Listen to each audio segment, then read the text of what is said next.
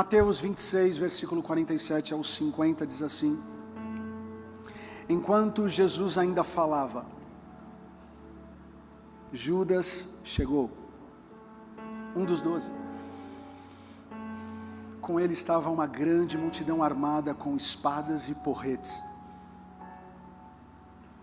enviada pelos principais sacerdotes e pelos anciãos do povo. Agora, o traidor havia combinado um sinal com eles. Digam comigo, um sinal. Aquele que beijo é o homem, ok? Prendam. Dirigindo-se imediatamente a Jesus, Judas disse: saudações, Rabino, e o beijou. Jesus respondeu: faça o que você veio fazer, amigo. Gente, olhem para mim. Jesus mentia? Jesus mente? Jesus um dia vai mentir? Se ele chamou de amigo,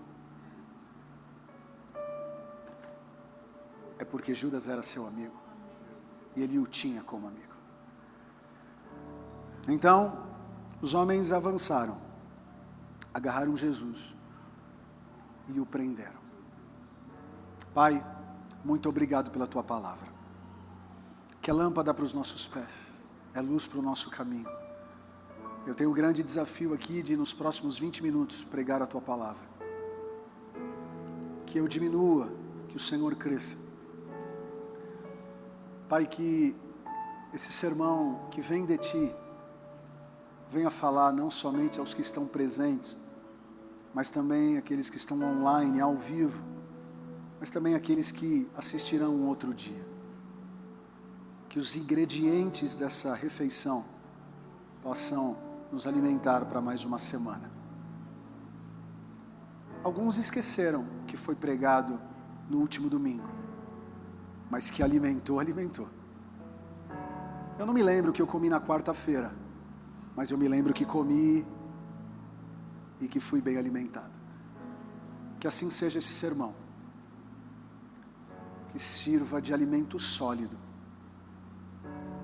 para uma geração como eu, que está precisando muito de solidez. Obrigado. Em Cristo Jesus. Quem concorda comigo, diga amém. Podeis assentar, muito obrigado.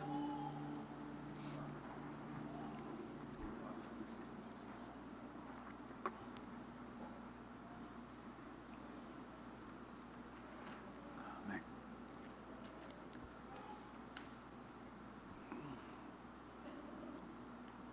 Irmãos e irmãs,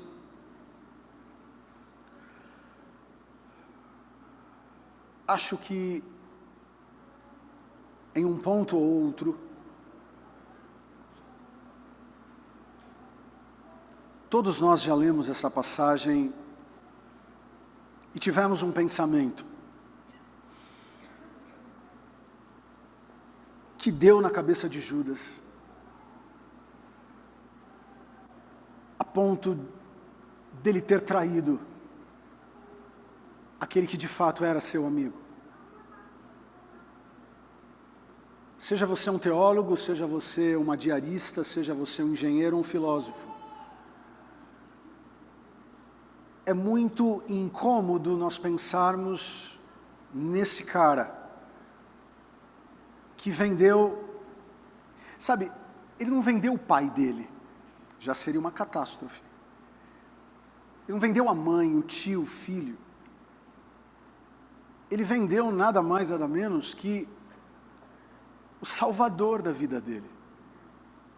É como se ele estivesse dizendo: eu não preciso ser salvo por você. A tua proposta não me agrada. A Bíblia vem dizer que ele vende por 30 moedas de prata. Se a gente fizer um câmbio para o real bem inflacionado, a gente está dizendo aí de algo em torno de R$4.300. Por mais que seja uma grana interessante, eu não acho que hoje ninguém venderia alguém por 4.300, a não ser aquela esposa que se der um pouquinho menos leva. Brincadeiras à parte, por mais que seja uma boa quantia em dinheiro, nunca será suficiente para pagar, né, a vida de alguém. E a questão das 30 moedas de prata é algo bem interessante, porque era o preço de um escravo. Então, na verdade, enquanto que Judas para Jesus era seu amigo, para Judas, Jesus tinha o valor de qualquer coisa, o valor de um escravo. Agora, seria muita inocência da nossa parte achar que Jesus foi vendido, achar que Judas traiu Jesus só aqui. Sabe, aqui eu falo como teólogo e a gente alinha essa questão com vocês.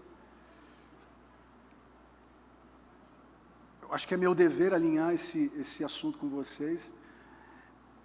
Na verdade, já estava havendo um esgotamento de caráter, um esgotamento do chamado, esgotamento de foco, esgotamento de paixão, esgotamento das amizades. Tanto é verdade que o texto que a Tati ministrou oferta aqui representa muito bem isso. Está na cara dura, está escrito. Judas passava a mão na grana do ministério de Jesus. Então, ter essa visão, nossa, ele vendeu por 30, não, ele não vendeu por 30.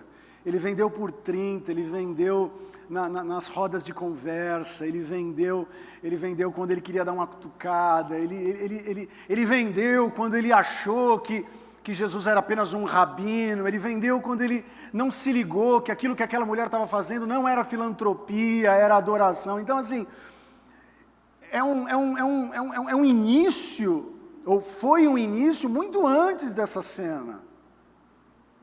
Isso me faz lembrar, pastora Vera, eu sei que a senhora veio de lá e teve uma história muito bonita lá na igreja Bethesda com o pastor Ricardo Goldin, e depois do meu pai, o pastor Ricardo Goldin sempre foi uma inspiração para mim, né? Walter também, família, enfim.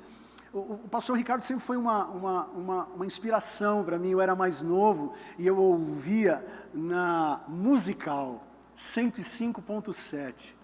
Eu pegava o trânsito, enfim, e ouvia ele pregando, e aquele jeito nordestino, com toda a energia da idade que ele tinha.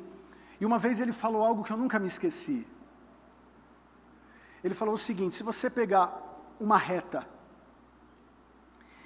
e colocar uma outra reta milimetricamente paralela, se você pegar essas duas retas e esticar até o infinito, elas continuarão paralelas no infinito.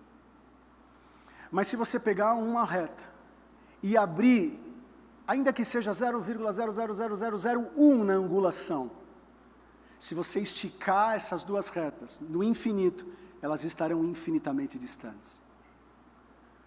O que eu quero dizer com isso é que catástrofes escolhas, forcas, atitudes erradas, decisões desequilibradas, na maioria das vezes, não acontece do dia para a noite. Ninguém trai a esposa conhecendo uma outra mulher no dia. Na maioria das vezes não é assim. Começa no Facebook, depois, e vai abrindo. Quando você acorda para a vida, você já foi para o motel com ela, você já percebeu a lasqueira que você fez, e aí para reconstruir isso é um parto.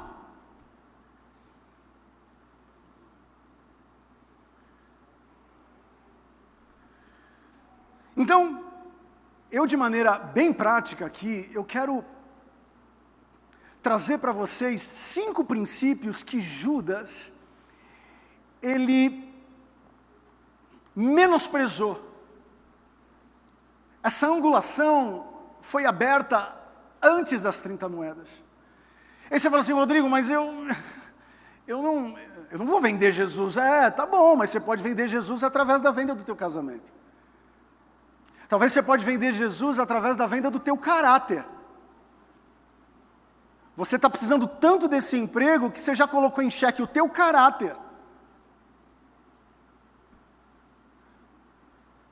Então existem outras formas a gente vender Jesus, vender tudo aquilo que Ele conquistou. Porque a partir do momento que a gente compreende que o sangue dele nos comprou e a gente se vende, a gente está falando o seguinte, teu sangue não valeu para nada. Então eu quero trabalhar com vocês aqui 5 princípios de maneira muito rápida. Eu estou sem tempo aqui, mas eu quero ser bem incisivo aqui. Primeiro princípio, mantenha o seu coração abastecido. Mateus 5, versículo 8 diz o seguinte, bem-aventurados os limpos de coração, porque eles verão a face de Deus. Não importa se nós somos ofendidos, se nós somos decepcionados, não importa se somos magoados. Você fala assim, como, Rodrigo, não importa? Não importa, eu já tenho falado aqui, essa frase nasceu na pandemia, e eu preciso falar, e vou falar quantas vezes forem necessárias. Ei, a pior maldade do maldoso é te fazer maldoso como ele. Ei, que o teu coração seja um jardim fechado. Amém, gente? Que o teu coração seja um jardim fechado, regado e cuidado. Por quem? Eu vou dizer, você sabia que quando Jesus ressuscitou, ele foi confundido com um jardineiro? Por quê? Porque ele estava empinando pipa? É porque ele estava cuidando da flora. Dá uma boa palavra para a gente falar sobre igreja engajada com o ecossistema, hein? Eu vou preparar uma palavra assim para falar sobre meio ambiente, e esse texto vai ser muito bom. Jesus podia fazer tanta coisa depois de ressurreto, sei lá, pregar, fazer Uber, alguma coisa, mas ele foi ser reconhecido como jardineiro. Por quê? Porque ele estava o quê? Estava cuidando do jardim, óbvio, cuidando das plantas que ele mesmo criou. Ei, é esse jardineiro ressurreto está dizendo o seguinte, Maria Madalena, eu vou cuidar do teu jardim. Fernando, eu vou cuidar do teu jardim. Fecha ele para balanço, porque esse jardim tem que ter só um dono. Eu sou o dono dele. Ei, mantenha o seu coração abastecido com coisas boas. Não foi isso que Judas fez. Ele permanecia sempre com o seu jardim aberto para todos que passavam por ele. Toma cuidado com conselhos, toma cuidado com pessoas. Ei, toma cuidado com... Eu vou falar. Só aceite crítica construtiva de quem já construiu alguma coisa. Ok, não preciso mais desenhar, né? Ponto 2. Mantenha o seu chamado abastecido. O primeiro, mantenha seu coração abastecido. Esse, mantenha o seu chamado abastecido. Olhem só o que Jesus falou lá em Mateus 4,19. E ele lhes disse, siga-me e eu os farei pescadores de homens. Imediatamente eles deixaram suas redes e os seguiram. Gente, aqui é mais do que um abandono de profissão. Não, aqui não é que é mais, desculpa, eu vou refazer a minha frase. Aqui Jesus não está falando de abandono de profissão. Aqui Jesus está ensinando a respeito de ressignificado da profissão. Porque é muita inocência você achar que depois que Jesus falou isso, Pedro não pescou mais. Aí tem gente que levanta a tese, não, Pedro foi pescar depois que ele já estava triste. Aí falam lá do fim do livro de João, não, Pedro foi pescar porque estava triste. Ei, você acha que Pedro comia como? iFood? É lógico que ele continuava a pescar.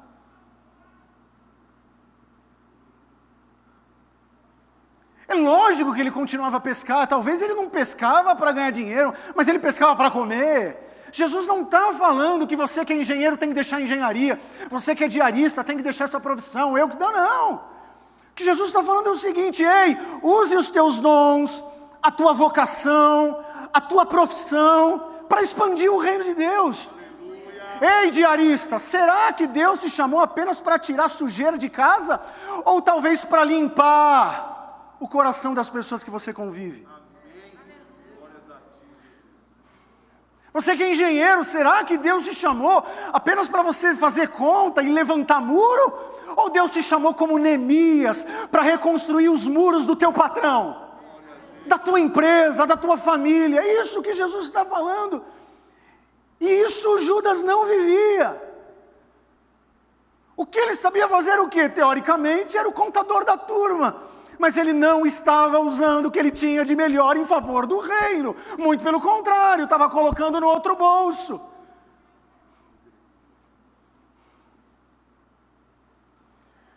Que a tempo e fora de tempo a gente consiga dedicar os dons e talentos que Deus deu em favor do reino dele. Ganhar dinheiro é muito pouco para aquilo que Deus quer fazer em você e através de você. Você vai perceber, sabe quando? Quando você ficar milionário. Jim Carrey, o que ele disse no auge da fama? Ele disse o seguinte: eu gostaria que todo mundo fosse famoso, poderoso, milionário, para compreenderem que isso não dá alegria. Porque existe um vazio dentro da gente que só pode ser completado com o tamanho de Deus. Essa frase não é minha, é C.S. Lewis. Terceiro, mantenha o seu foco abastecido. Uma certa vez eu recebi um conselho de um líder, ele disse assim para mim: Rodrigo, mantenha o principal, sempre o principal. Eu falei: não entendi, pastor. Ele disse: mantenha o principal, sempre o principal. No momento eu não continuei entendendo, mas já são 11 anos pastoreando, e ao decorrer desses anos eu tenho aprendido que é muito fácil a gente desviar a nossa atenção para as coisas periféricas. E muitas vezes a gente está derrapando, não porque aquilo que a gente está fazendo é errado, mas é porque é periférico. Eu falei aqui no meio da pandemia, quem me acompanhou no meio da pandemia sabe o que eu estou falando. Nós não conseguimos controlar nada, a não ser o nosso foco. Já desisti de controlar a Tati, desisti de controlar os meus filhos, desisti de controlar vocês. Vocês. Porque quando a pandemia começou, eu tinha 1000 dispositivos no YouTube. A pandemia continuou, o que aconteceu? Dava vontade de ir na casa de vocês e colocar vocês no YouTube. YouTube. Desisti de controlar vocês. Agora, o meu foco eu controlo. O meu foco eu controlo. Caramba, eles não entraram por quê? Eu estou pregando heresia? Eu não estou pregando heresia. Vão melhorar aqui, vão melhorar ali. Ok, mas não dá para controlar. Ou a gente foca nas coisas e abastece o que de fato precisa ser abastecido, que é o nosso foco, ou a gente vai ficar perdendo tempo em coisas que não tem nada a ver. Não é à toa que Jesus disse em Mateus 6,33, ei, busquem primeiro o reino de Deus. Mantenha o principal, porque o periférico vem. Vocês estão aqui comigo, sim ou não? Mantenha o que é principal como principal.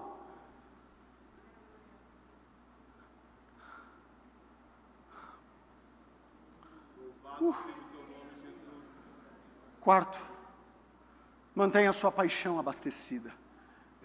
Para quem é casado, noivo, tira o cavalinho da chuva, não estou falando nada disso. Até porque Paulo não era casado. Eu não sei nem porque Deus deixou ele falar de casamento. É porque ele era muito crente. Aí Deus falou, tá bom, mesmo você não sendo casado, eu vou deixar, mas eu vou chegar no céu. Eu vou falar com Paulo. Falei, Paulo, você escreveu uns negócios difíceis lá, você não tinha mulher, eu tive. Olha só o que ele escreveu aos Romanos 12:11. Nunca falte zelo, mas mantenha o seu fervor espiritual, servindo ao Senhor.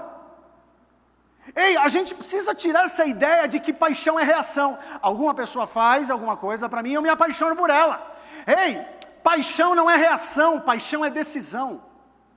Eu escolho estar apaixonado pela Tati. Eu escolho estar apaixonado por vocês. Eu escolho estar apaixonado pela minha profissão. Eu não dependo da reação do glória a Deus de vocês para pregar no próximo domingo. Eu decidi estar apaixonado como pregador até hoje.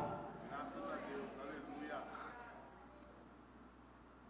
O que Paulo está falando é o seguinte, ei, nunca falte zelo. mas mantenha. Ele está falando para a gente manter. Ele não está falando que Deus que vai manter. Ele está dizendo, ei, guarda a tua casinha. Guarda o teu coração, guarda os teus dons, guarda os teus talentos.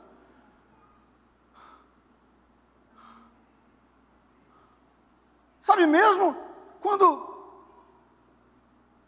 as coisas não fazem sentido, a gente precisa escolher ficar apaixonado.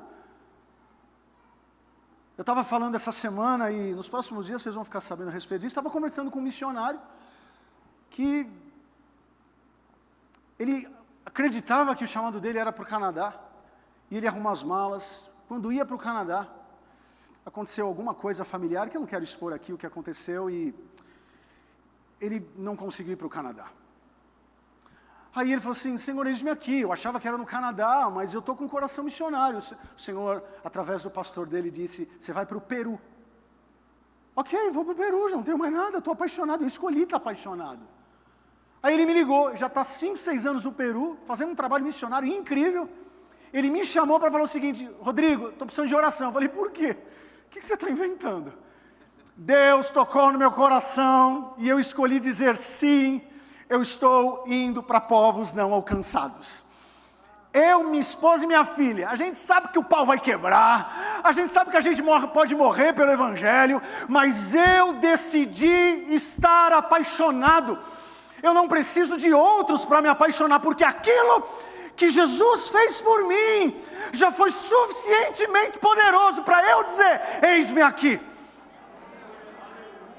E ele falou, Rodrigo, eu não estou te ligando para pedir dinheiro, eu só estou te ligando para saber se tem algum doido na DAI que quer ir comigo. Falei, vai ter. Eu creio que vai ter. Em breve, aí nos próximos dias, a gente vai ter uma reunião com ele. Gente, é tanta paixão que dá vontade de falar, Tati, arruma as malas. Mesmo indo para um lugar que você não sabe nem onde é. Foi isso que o Abraão sentiu. Abraão, sai daí. Sai daí. Eu acho que o vizinho do Abraão falou, ei, quem falou? Deus, qual é o nome dele? Não tem. Para onde você vai? Não sei. Mas qual estrada você vai pegar? Não sei. O que você vai levar? Não sei. Mas como você vai? Se você tivesse ouvido a voz que eu ouvi, você iria também. Você pode aplaudir a Jesus, porque quando ele fala, só entende quem ouve. Agora, é nossa função manter a paixão. Quinto e último, mantenha suas amizades abastecidas. Tem uma frase do pastor Carlito Paes, dá vontade de dar um beijo na bochecha dele, e eu trouxe aqui para vocês lerem. E ele fala tão calmo que dá até raiva. Mas é impressionante o que esse homem de Deus, mesmo na calmaria dele, o jeito batista dele, mas quando, olha, essa é uma frase que me abençoou muito. Olhem só o que ele disse. Você não pode fazer algo grande sozinho, porque se fizer, é porque não é grande. Só deu glória a Deus quem é batista mesmo. Que os assembleanos acho que faltaram. Olha só, você não pode fazer algo grande sozinho. E se fizer, é porque não é grande. Adai, somos uma equipe. Somos melhores juntos. Aqui não é papo de líder para empolgar vocês. Aqui não é minha aula de liderança. Não, isso aqui é culto, é igreja. Sabe, pouco importa se tem alguma fofoca na igreja. Pouco importa se tem alguma dor que a gente venha enfrentar por fazer parte de um corpo como esse, porque nunca vai ter unanimidade. Esses dias uma pessoa ligou para mim e falou assim, pastor, eu estou muito chateado. Eu falei, por quê? Porque estão me criticando. Eu falei, ai, que bênção. Graças a Deus, você já entendeu rápido. Agora, não, é muito Nutella, em nome de Jesus. Você não quer ser criticado, Jesus foi vendido. Você quer que eu te venda? Jesus foi vendido, você foi criticado, você está reclamando, ei, nós não somos amigos, nós somos família. Essa semana, uma mãe com um filho, o esposo deixou ela, cabeça de bagre, deixou ela com o filho, ela estava sem dinheiro para pagar o aluguel, ela ligou para mim e disse, pastor, você foi a última pessoa que eu Assim, eu tentei todas as outras pessoas, mas a última foi você. Me perdoe por estar enviando essa mensagem, mas eu não tenho como pagar meu aluguel. Eu falei, filha, você errou. Eu deveria ter sido a primeira pessoa.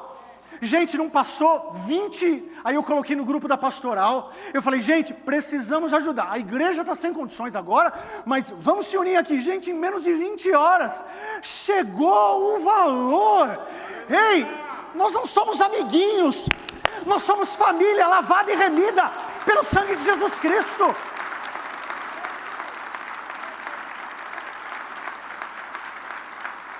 Tem base bíblica? Tem, Mateus 12, 8. Jesus está dizendo, quem é minha mãe? E quem são os meus irmãos? E estendendo a mão para os discípulos, disse, aqui estão minha mãe e meus irmãos. Chamar Pedro de mãe é brincadeira. Aqui estão minha mãe e meus irmãos, pois quem faz a vontade de meu Pai que está nos céus? É meu irmão, irmã e mãe. Não importa o quão sejamos, o quão diferentes somos, mas quando buscamos a Jesus, por mais que tenhamos diferenças e tantas outras escolhas, mas existe um que nos une. E Judas não entendeu isso.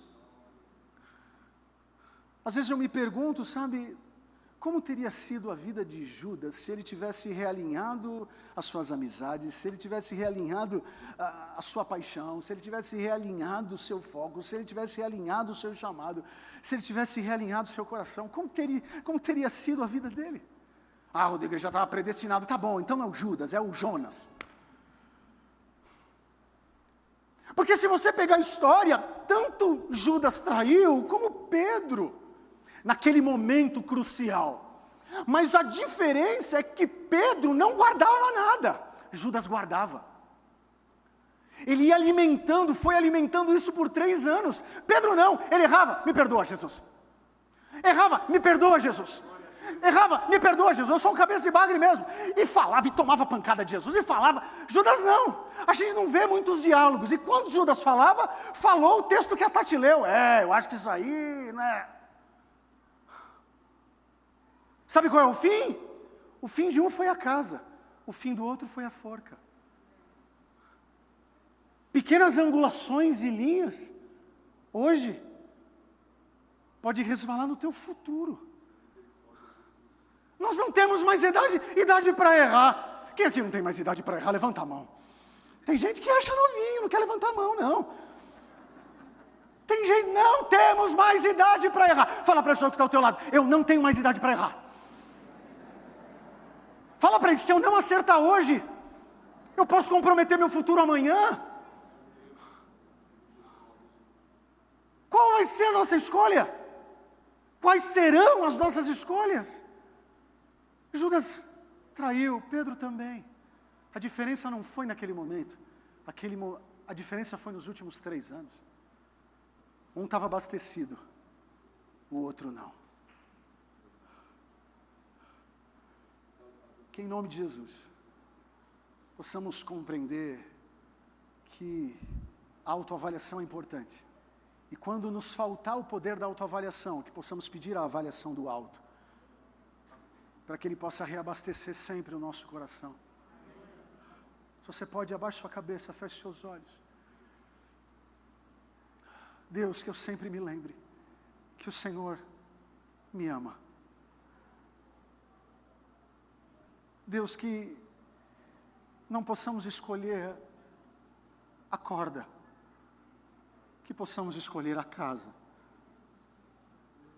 que possamos realinhar hoje o nosso coração, o nosso chamado, o nosso foco, a nossa paixão e as nossas amizades.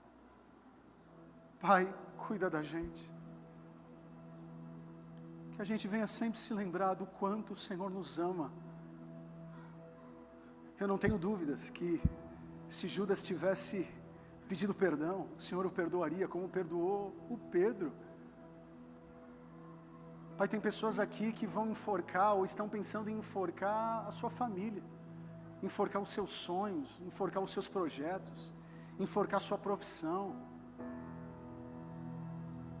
Isso é porque está desabastecido, Deus. Mas que possamos abastecer, Pai. abastecer o nosso coração, o nosso chamado, o nosso foco, abastecer as nossas amizades, abastecer a nossa paixão. Que possamos sempre nos lembrar do quanto o Senhor nos ama. Em nome de Jesus, se você pode, se coloque de pé.